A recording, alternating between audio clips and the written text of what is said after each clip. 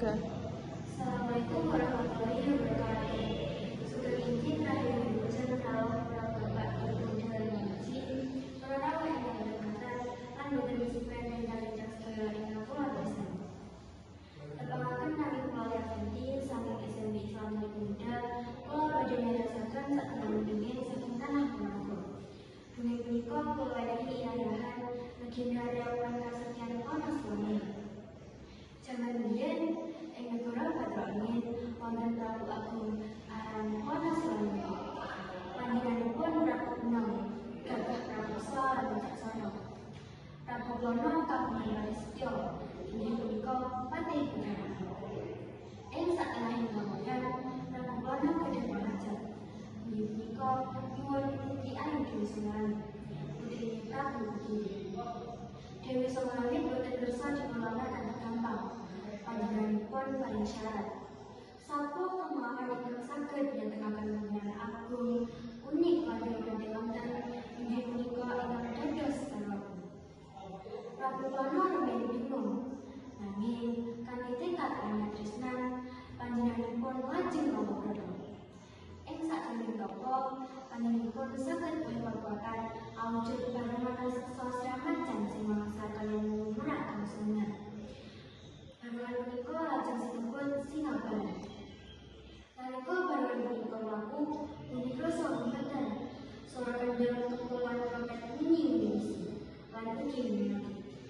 Prabu Plana kanthi kegayahanipun lajeng parinténtah marang Patih Bujang Anom saha prajurit. Wabunana barisan prajurit kanggo busana petilan prajurit gedhe para walak badhe joget kanthi peperan baden lan para jajal gedhe banyak menapa putri semuanya.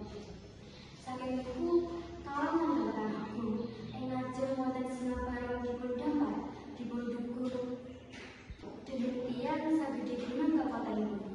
Ing inggih wonten prajurit jatel kendhang kumpulan trompet nyaring bingung. Nalika wonten punika diaturaken dening Dhateng Rakatudi. Para rawuh padha nyuwun wonten sing jerit, wonten sing tinis, nanging langkung kathah ingkang agung. Nanging malih-malih Dewi Sumberlangit boten kersa nampi Prabu Plana. Amargi wonten pacoban malih Raja Saka Sebrang raseksa Prabu Singadra ugi kepengin lamar Dewi Sumberlangit. Boten kersa kalah Prabu Plana jejibahan mawon. Perang agung kapundhut, swara gamelan, kendhang, kumpulan trompet boten namung dados kinantari, nanging ugi nyemangati prajurit perang. Ing pungkasanipun kanthi setya samawani, Prabu Plana saged nglampahi Prabu Singadra. Nanging nasib sejati sampun dipun. Dewi Sumberlangit tetep dereng kersa nampi Prabu Plana.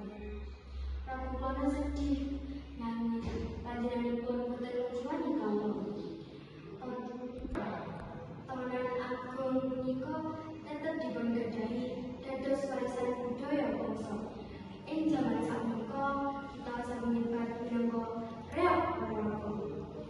Saking dongeng punika kita saged raosaken piwulang kasebut yaiku katresnan sejati nuduhaken ketulusan lan keteguhan.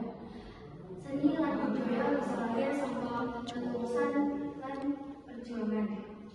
Lan reok budaya pengorbanan nanging ugi tatanan luhur kang kudu kita awet wonten jiwa lan rasa leluhur kita.